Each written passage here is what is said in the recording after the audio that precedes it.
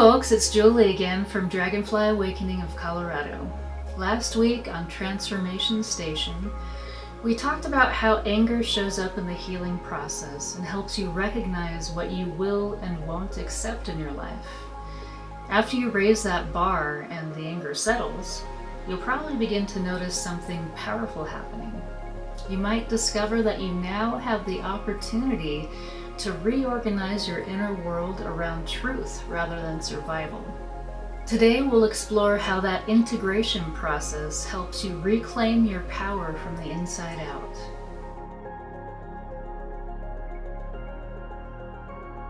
There's a lot of information out there on integration, and honestly, it can be a bit confusing.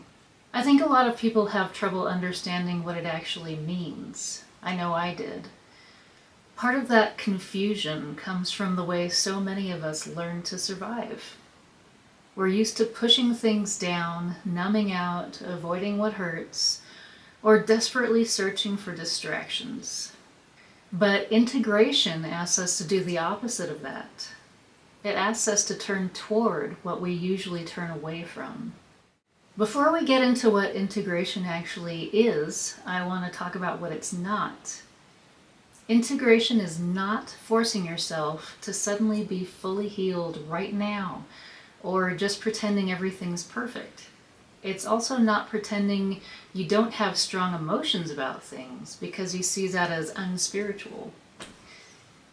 If you hear yourself saying, "I shouldn't feel this way," or "I'm too spiritual to be upset," something like that, that's not integration.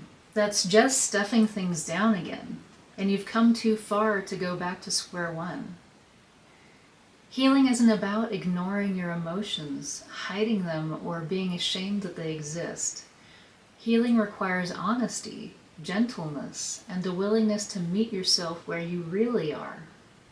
Remember that being spiritual isn't just about meditating and flying high all the time. If it were that easy, everyone would be enlightened by now. But that's not the way it works. Spirituality isn't about hovering above your life and ignoring the unpleasant things. That's called spiritual bypassing. Spirituality is about being deeply in your life, looking your experiences in the eye, learning from them, and seeing the beauty in all of it. Spirituality is about inclusion, not avoidance. And integration, this work we're doing now, is that inclusion in action. And before we move on, I just want to touch on something that confuses a lot of people: shadow work. People hear that term and think it means digging up all the bad parts of themselves and feeling ashamed about it. But that's not shadow work at all. Your shadow is simply the collection of parts of you that you had to hide in order to survive. Your anger, your needs, your vulnerability, your fear, and your truth. Every single human being has a shadow. Every one of us has traits, emotions, memories, and younger versions of ourselves that we've locked in the basement because we were taught they weren't acceptable. Shadow work is not about judging these parts or beating yourself up for having them.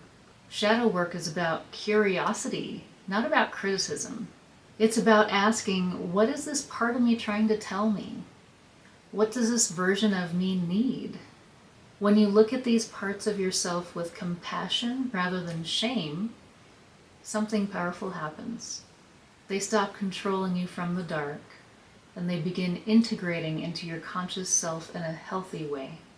This is why shadow work and integration go hand in hand. You can't integrate what you're still judging or rejecting.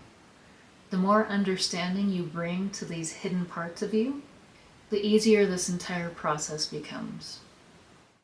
Integration is the process of allowing your healing to become part of who you are, not just something you understand intellectually. Integration is self-acceptance and self-compassion. It's the process of bringing these parts of yourself that you've locked away in order to survive back into the light. When you're healing from these big wounds, your nervous system starts recalibrating.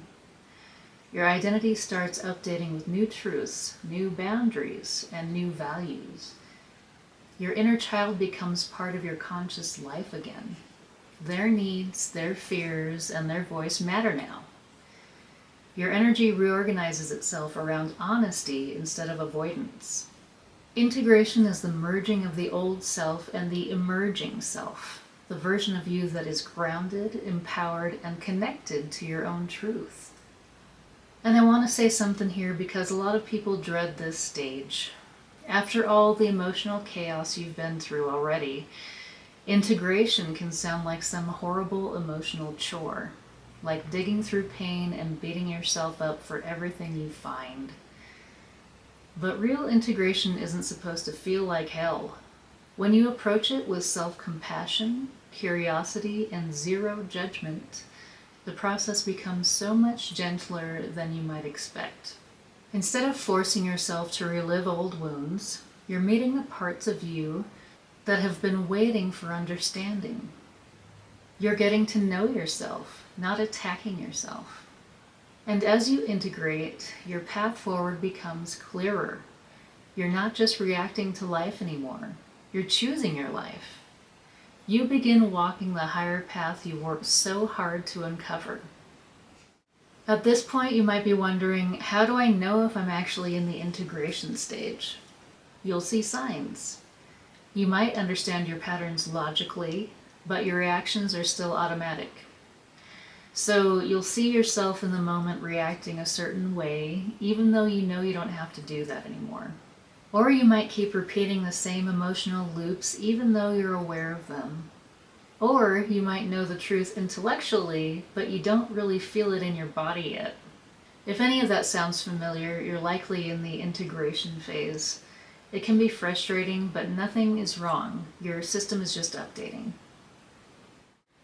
So let's talk about what integration actually looks like in real life, because it's not just an idea. It shows up in small, everyday moments. Let's say someone close to you is in a bad mood, super grumpy, and pretty much unapproachable. In the past, you might have immediately assumed you did something wrong. You'd scan your memory trying to figure out what you did to upset them. But now you pause and think, wait a minute, that's their emotion, not mine. And if I actually did something, they can tell me. You stop apologizing for things you didn't do. You stop allowing yourself to be pulled down into someone else's terrible mood. That's integration. Now, let's say someone asks you to do something and you really don't want to do it. In the past, you would have said yes just to keep the peace. But this time, something inside of you says, please don't do that to yourself again. So even though you know the conversation might be awkward or uncomfortable, you say no. You're not willing to abandon yourself anymore just to please other people. You choose your well-being over their temporary approval. That's integration. Or how about this? Let's say you've completed a project, maybe a piece of art, something you wrote, or anything that took time and heart to complete. In the past, you might have shown it to people and waited for their reaction to decide whether you were allowed to feel proud. If they loved it, you felt good. If they didn't, you spiraled. But now you finish something and you think, I'm proud of this because I love it, because I put my heart into this and created it from my truth. Other people's opinions might be interesting, but they're no longer the judge of your worth. That's integration.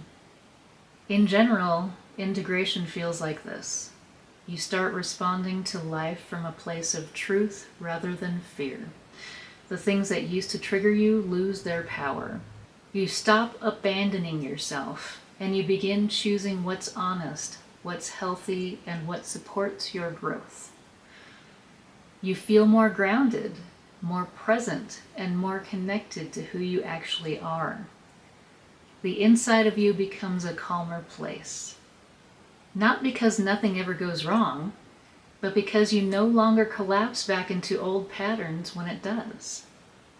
Integration is the moment when your healing stops being something you're trying to do and starts becoming who you are.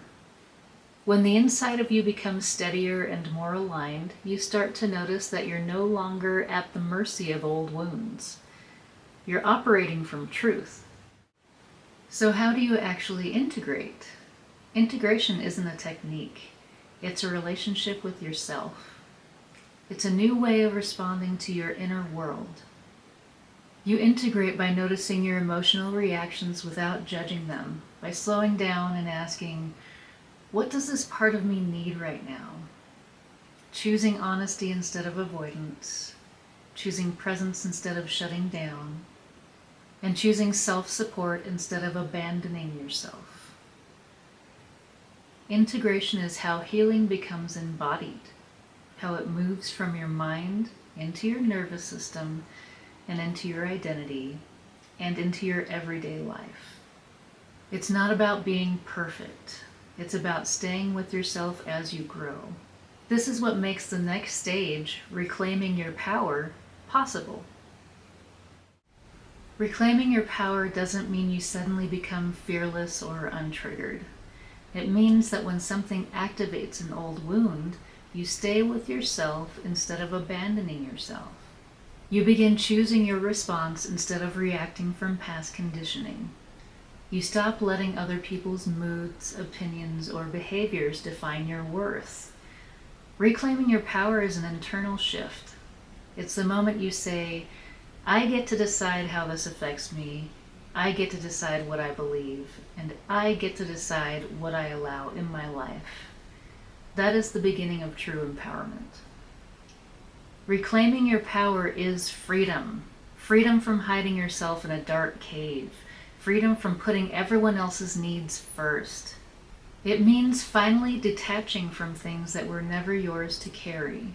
Other people's moods, their expectations, their reactions, their interpretations of you, and old stories that belong to a wounded version of you. This detachment is actually clarity. It's the ability to say, I care about you, but I don't have to crumble every time you're upset. Or I love you, but I don't have to abandon myself to keep the peace. Or I can show up in the world as who I truly am without making your response the measure of my worth. This type of detachment is empowerment. Ultimately, self-compassionate integration, the kind where you meet every part of yourself with curiosity instead of judgment, leads to radical self-acceptance. That's the moment when you realize you can finally be your whole self without shrinking, editing, apologizing, or worrying what anyone else has to say about it. Everyone will seem to have an opinion about you, and that's just fine. They can think what they want. Who cares? What someone else thinks of you is none of your business, and it doesn't define your value. Honestly, if someone has that much energy to judge you, it usually means they're avoiding looking at themselves. Integration doesn't mean being miserable, and it doesn't mean forcing yourself to sit in pain. Integration means accepting all parts of yourself with honesty and compassion. It means allowing your emotions, your history, your needs, and your truth to exist without shame. It's choosing to stay with yourself instead of abandoning yourself. It's choosing inclusion over shame. One of the gifts of integration is inner safety. As you learn to meet yourself with compassion, you begin to trust yourself. You realize that no matter what happens, you won't turn against yourself or push yourself back into old patterns. Your inner world becomes a safer place for you to live in.